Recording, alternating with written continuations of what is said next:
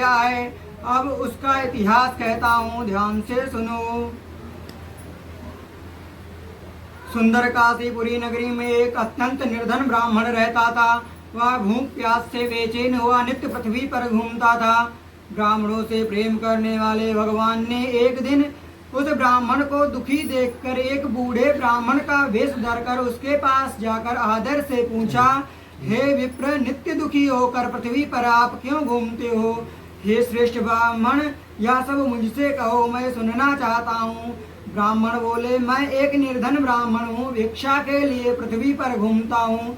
हे भगवान, यदि आप इसका कोई उपाय जानते हो तो कृपा कर कहो। वृद्ध ब्राह्मण बनकर आए। भगवान बोले, सत्यनारायण भगवान मन वांछित फल देने वाले हैं, इसीलिए हे ब्राह्मण, आप उनका पूजन करो, जिसके करने से मनुष्य सब दुखों से मुक्त होता है। ब्राह्मण को व्रत का सारा विधान बतलाकर बूढ़े ब्राह्मण बनकर आए। भगवान वहां से अंतर ध्यान हो गए।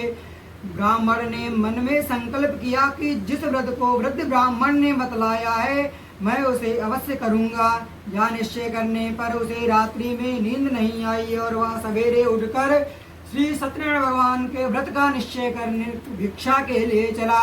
उसको उस दिन भिक्षा में बहुत सा अन्न व धन मिला, जिससे उसने बंधु बांधवों के साथ श्री सत्यनारायण भगवान का व्रत किया, पूजन किया।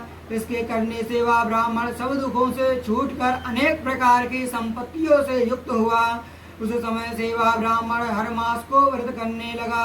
इस तरह सत्यनारायण भगवान के व्रत को जो मनुष्य करेगा वह सब दुखों से छूट जाएगा।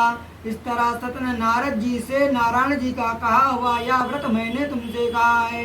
हे विप्रो, अब मैं और क्या कहूँ? ऋषि बोले, हे मुनीश्वर, संसार में इस ब्राह्मण से सुनकर और कौन कौन ने इस व्रत को किया है, वह सब मुझसे कहो। इसके लिए हमारे मन में श्रद्धा है।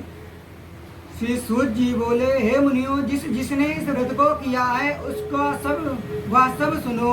एक समय वही वे ब्राह्मण धन और ऐश्वर्य के अनुसार बंधु बांधवों के साथ व्रत को तैयार हुआ। उसी समय एक लकड़ी बेचने वाला बूढ़ा आदमी आया और लकड़ियां बाहर रखकर ब्राह्मण के मकान में गया। प्यास से दुखी लकड़हारा उनको व्रत करते देखकर ब्राह्मण को नमस्कार कर कहने लगा कि आप यह शोक ना मना कि आप यह क्या कर रहे हैं और इसके करने से क्या फल मिलता है, कृपा करके मुझसे कहो। ब्राह्मण ने कहा, सब मनोकामनाओं को पूरा करने वाला यह श्री सत्यनारायण भगवान का व्रत है। इन्हीं की कृपा से मेरे यहाँ धन धान की वृद्धि हुई है। ब्राह्मण से इस बारे में जानकर लकड़हारा बहुत प्रसन्न हुआ। चरणामृत ले और प्रसाद खाने के बाद वह अपने घर को गया। लकड़हारे ने मन में संकल्प किया कि आज लकड़ी बेचने से जो धन मिलेगा उसी से श्री सत्यदेव भगवान का उत्तम व्रत करूंगा। यह मन में विचार कर वह बूढ़ा आदमी लकड़ियां अपने सिर पर रखकर जिस नगर में ज्यादा धनवान लोग रहते थे वह एक ऐसे सुंदर नगर में गया। उस रोज वहाँ उसे उन लकड़ियों का दाम पहले से 4 गुना अधिक मिला। तो वह बूढ़ा लकड़हारा दाम ले और अति प्रसन्न होकर पके केले की पूली, शक्कर, घी, दूध, दही, गेहूं का आटा इत्यादि भगवान की कुल सामग्रियों को लेकर अपने घर को गया। फिर उसने अपने बंधु बांधवों को बुलाकर श्री भगवान का व्रत किया, पूजन किया। उस व्रत के प्रभाव से वह बूढ़ा लकड़हारा धन आदि पुत्र से युक्त हुआ और संसार के समस्त सुख भोग कर अंत समय में वैकुंठ धाम को गया। बोलो सत्यनारायण भगवान की जय। श्रीमन नारायण नारायण नारायण, भजमन नारायण नारायण नारायण, सत्यनारायण नारायण नारायण, राम नारायण नारायण नारायण, श्याम नारायण नारायण नारायण, भजमन नारायण नारायण नारायण। बोलो सत्यनारायण भगवान की जय।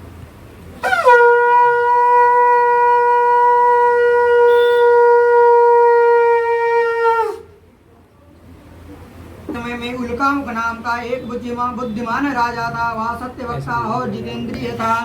प्रतिदिन देवस्थानों पर जाता और गरीबों को धन देकर उनके कष्टों को दूर किया करता था। उसकी पत्नी कमल के समान मुख वाली सती और साध्वी थी। भद्रशिला नदी के तट पर उन दोनों ने श्री सत्यनारायण भगवान का व्रत किया। उस समय वहाँ एक साधु नामक वैश्य आया।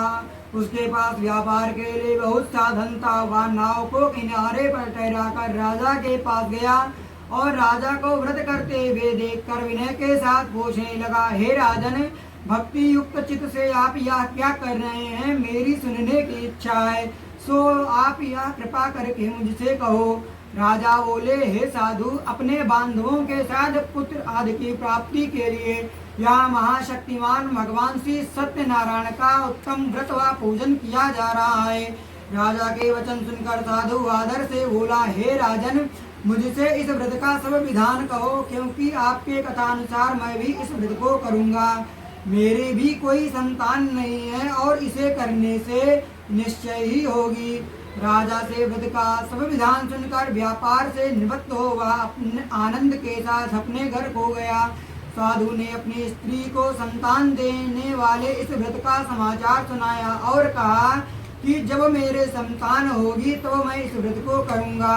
साधु ने ऐसे वचन अपनी स्त्री लीलावती से कहे और एक दिन लीलावती अपने पति के साथ आनंदित हो संसारिक धर्म में प्रवृत्त होकर श्री भगवान की कृपा से गर्भवती हो गई और 10वें माह में उसके गर्भ से एक सुंदर कन्या ने जन्म लिया। दिनों दिन वह ऐसे बढ़ने लगी जैसे शुक्ल पक्ष का चंद्रमा बढ़ता है। कन्या का नाम कलावती रखा गया। तब लीलावती ने मीठे शब्दों में अपने पति से कहा कि आपने जो संकल्प किया था कि भगवान का व्रत करूंगा, अब आप उसे करिए। साधु बोला, हे प्रिय, इसके विवाह पर करूंगा। इस प्रकार अपनी पत्नी को आश्वासन देवा नगर को गया। कलावती पितृगृह में वृद्धि को प्राप्त हो गई और साधु ने जब नगर में सखियों के साथ अपनी पुत्री को देखा तो वह तुरंत दूत बुलाकर कहा कि मेरी पुत्री के वास्ते कोई सुयोग्य वर देख कर लाओ। साधु की आज्ञा पाकर दूत कंचन नगर पहुंचा और वहां पर देखकर खोजकर लड़की के लिए सुयोग्य वणिक पुत्र को ले आया। उस सुयोग्य लड़के को देखकर साधु ने अपने बंधु बांधवों सहित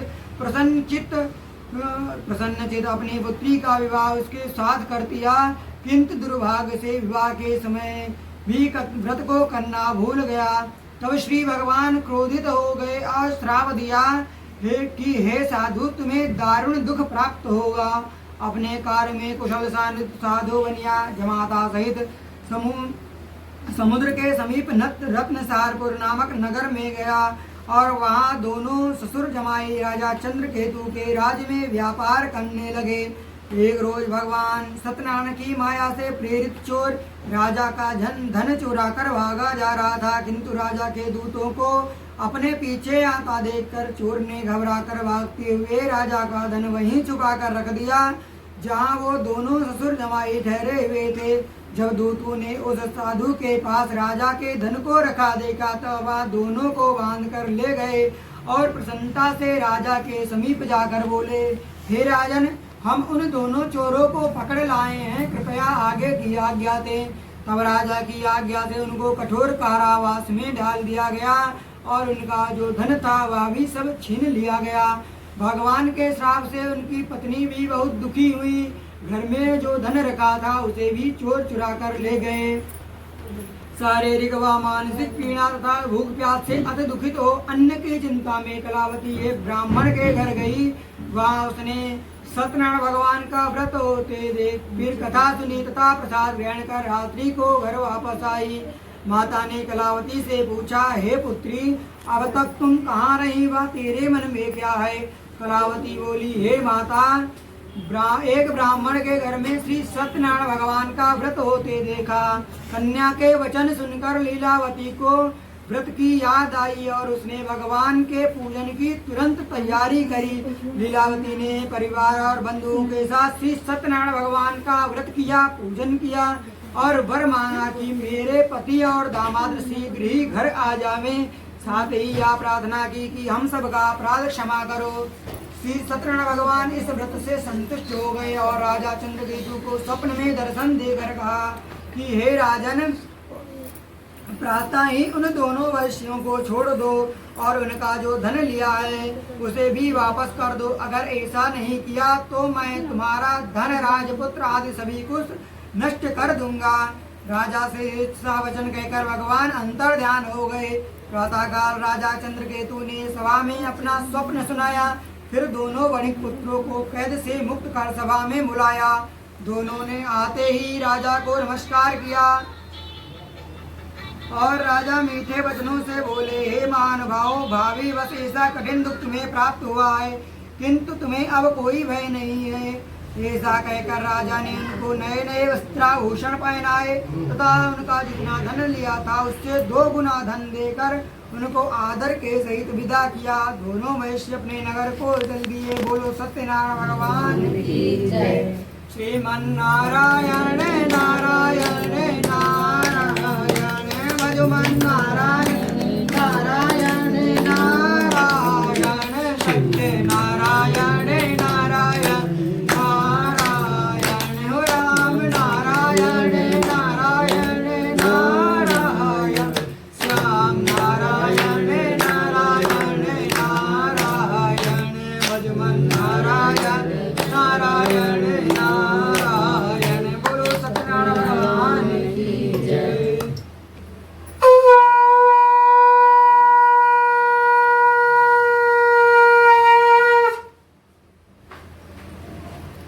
श्री सूत जी बोले, वैश्य ने मंगलाचार करके अपनी यात्रा आरंभ की और अपने नगर को चला।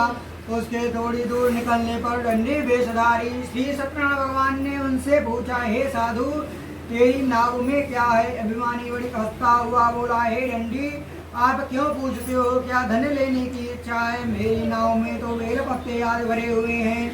वैश्य के कठोर वचन सुनकर भगवान ने कहा, तुम्हारा वचन सत्य हो। दंडी ऐसा कहकर वहां से दूर चले गए और कुछ दूर जाकर समुद्र के किनारे बैठ गए। दंडी के जाने पर वैश्य ने नित्य क्रिया करने के बाद नाव को ऊंची उठी देखकर अचंभा किया और नाव में बेल पत्ते आदि देखकर मूर्छित होकर जमीन पर गिर पड़ा। फिर मूर्छा खुलने पर अत्यंत शोक को प्रकट करने लगा। तब उसका दामाद बोला कि आप शोक न मनाएं, यह सब दंडी का श्राप है, अतः हमें उन्हीं की शरण में चलना चाहिए, तभी हमारी मनोकामना पूरी होगी। दामाद के वचन सुनकर साधु वणिक दंडी के पास पहुंचा और अत्यंत भक्ति भाव से नमस्कार करके बोला, हे भगवान, आपकी माया से तो ब्रह्मा आदि देवता भी आपके रूप को नहीं जानते, तब मैं अज्ञानी कैसे जान सकता हूँ? आप प्रसन्न होइए, मैं सामर्थ्य के अनुसार आपकी पूजा करूँगा। मेरी रक्षा करो और पहले के समान नवका में धन भर दो। उसके भक्ति युक्त वचन सुनकर भगवान प्रसन्न हो गए और उसकी इच्छा अनुसार वरदान देकर वहां से अंतर ध्यान हो गए। तब उन्होंने नाव पर आकर देखा कि नाव धन से परिपूर्ण है। फिर वह श्री सत्यनारायण भगवान का पूजन कर अन्य साथियों के सहित अपने नगर को चले। जब अपने नगर के निकट पहुँचे तब दूत को घर भेजा। दूत ने साधु के घर जाकर उसकी स्त्री को नमस्कार करके कहा कि साधु अपने दामाद के सहित इस नगर के समीप आ गए हैं। ऐसा वचन सुन साधु की स्त्री बड़े हर्ष के साथ सत्यदेव का पूजन कर पुत्री से कहा, मैं अपने पति के दर्शन को जाती हूँ, तू कार्य पूर्ण कर शीघ्र आना। माता के ऐसे वचन सुनकर कलावती प्रसाद छोड़कर पति के पास चली गई। प्रसाद की अवज्ञा के कारण भगवान रुष्ट हो गए और उसके पति को नाव के सहित पानी में डुबो दिया। कलावती अपने पति को न पाकर रोती हुई जमीन पर गिर गई। इस तरह नौका को डूबा हुआ देख तथा कन्या को रोता देखकर साधु दुखित हो बोला, हे प्रभु, मुझसे या मेरे परिवार से जो भूल हुई है उसे क्षमा करो। उसके दीन वचन सुनकर सतदेव प्रसन्न हो गए और आकाशवाणी हुई, हे साधु, तेरी कन्या मेरे प्रसाद को छोड़ कर आई है, इसीलिए उसका पति अदृश्य हुआ है। यदि वह घर जाकर प्रसाद खाकर लौटे तो इसे इसका पति अवश्य मिलेगा। ऐसी आकाशवाणी सुनकर कलावती ने घर पहुंचकर प्रसाद खाया, फिर आकर अपने पति के दर्शन किए। तत्पश्चात साधु ने बंधु बांधुओं सहित श्री सत्यदेव का विधि पूर्वक पूजन किया। उस दिन से वह प्रत्येक पूर्णिमा को श्री सत्यनारायण भगवान का व्रत एवं कथा करने लगा। फिर इस लोक का समस्त सुख वैभव भोग कर अंत में स्वर्ग लोक हो गया। बोलो सत्यनारायण भगवान की जय। श्रीमान नारायण नारायण नारायण भगवान नारायण नारायण नारायण सत्य नारायण नारायण नारायण राम नारायण नारायण नारायण श्याम नारायण नारायण नारायण श्रीमन नारायण नारायण नारायण। बोलो सत्यनारायण भगवान की जय।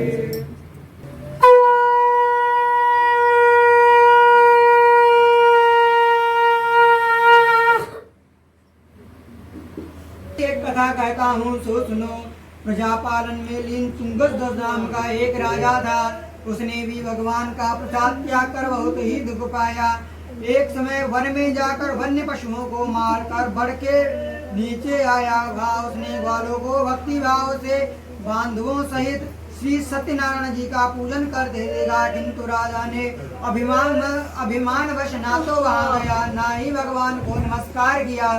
जब ग्वालों ने भगवान का प्रसाद उसके सामने रखा तो वह प्रसाद को वहीं त्याग कर अपनी सुंदर नगरी को चला गया। वही उसने सब कुछ अपना नष्ट पाया तो वह शीघ्र ही समझ गया कि मैंने भक्त और भगवान का अपमान किया है, इसीलिए यह हुआ है। तब उसने विश्वास कर ग्वालों के समीप गया और विधि पूर्वक भगवान का पूजन किया। फिर प्रसाद खाया तो सत्यदेव की कृपा से सब कुछ पहले जैसा था वैसा ही हो गया। फिर दीर्घ काल तक सुख भोगने पर मरणोपरांत से स्वर्ग की प्राप्ति हुई। श्री सूत जी कहते हैं, जो मनुष्य इस परम दुर्लभ व्रत को करेगा भगवान की कृपा से उसे धन दान की प्राप्ति होती है तथा सब मनोरथ पूर्ण होकर अंत में वैकुंठ धाम को जाता है। श्री सूत जी बोले, जिन्होंने पहले समय में इस व्रत को किया था अब उनके दूसरे जन्म की कथा कहता हूँ, ध्यान से सुनो।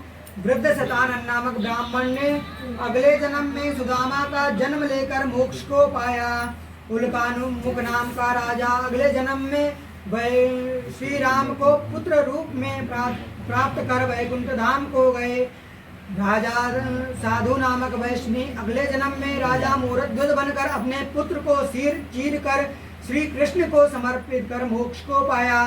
महाराज तुंगध्वज ने अगले जन्म में स्वयंभू होकर भगवान में भक्ति युक्त कर्म कर मोक्ष को पाया। और जितने भी ग्वालवाल थे जो वन में पूजन कर रहे थे वह भी अगले जन्म में वृंदावन में निवास करने वाले गोप ग्वाल हुए और श्री राधा कृष्ण की भक्ति करते हुए मोक्ष को पाया। बोलो सत्यनारायण भगवान की जय। श्रीमन नारायण नारायण